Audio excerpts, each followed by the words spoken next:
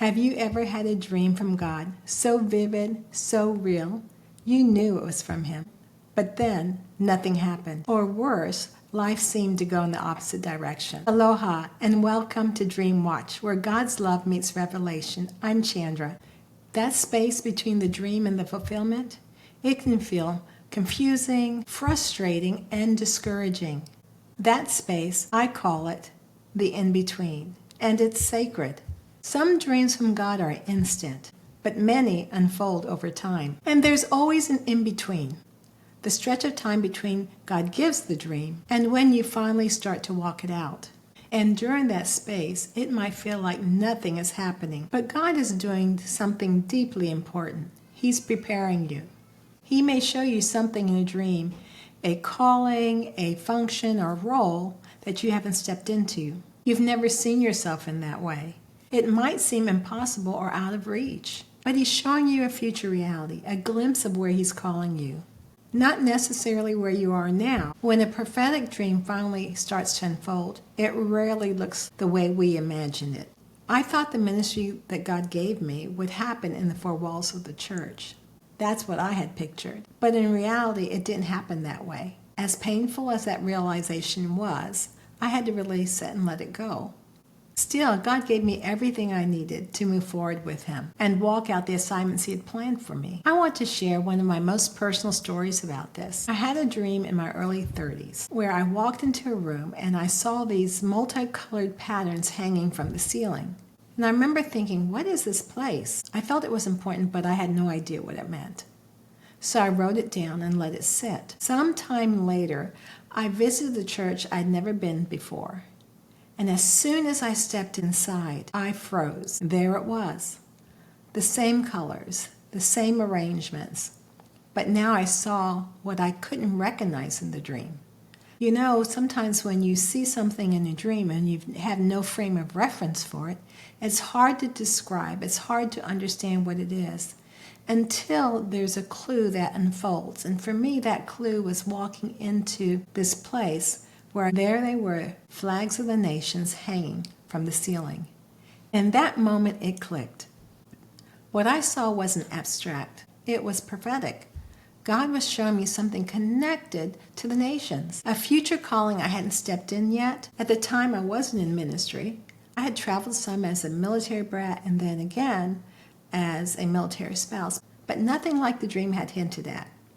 Still, I sensed God was calling me to the nations, but it didn't stop there. In the same dream, I saw myself doing humanitarian work, speaking to dignitaries in Africa, and while the first part of the dream began unfolding quickly, the rest of it would take years.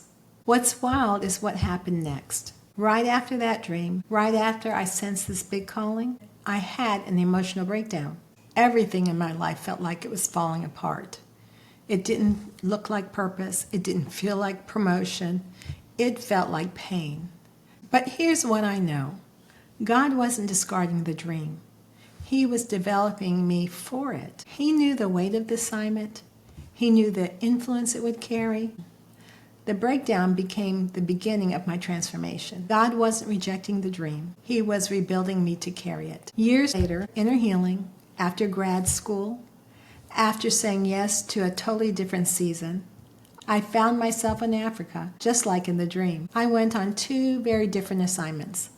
The first one, I partnered with a non-government organization, rescuing children from trafficking. The second time, I was invited to stay with dignitaries, sharing my story and speaking into the lives of young women who had survived the unthinkable. Both experiences reflected what God showed me in that dream. It happened just like He said it would, but it didn't happen quickly. It took time, it took healing, it took trusting God in the in-between. Because sometimes when God gives you a glimpse of your future, He also begins healing your past. You can't walk in your authority in unhealed wounds. You can't step into influence with a fractured identity. So why am I sharing this now? Because maybe you're in your in-between right now. You've had dreams from God, you've written them down, you've prayed over them, but nothing's happened yet. If that's you, I just want to say gently, delay doesn't mean denial. And the in-between, it's not punishment. It's preparation. Maybe right now, God is healing how you see yourself, gently revealing the lies that need replacing with His truth, building your voice, deepening your trust in Him, reshaping your worth from the inside out. So when the doors open, you don't walk through it in fear or striving, but with healing, peace, and confidence. That dream of mine, it was a seed, but I had to be formed before I could walk in the fullness of it. So if you're in that place between the dream and the fulfillment, don't despise the in-between. Lean into it. Let it shape you. Some dreams take years, others unfold over decades. But if God gave it, He is faithful to fulfill it in His timing, not ours. So you're not stuck, you're becoming. I know what it's like to wonder if it's all going to come together, or to question even if you heard God right. If this message spoke to you, I'd love to hear it in the comments. What dreams are you holding on to now? And if you haven't yet, go ahead and subscribe to DreamWatch. Until next time, stay rooted in His love and open to His voice.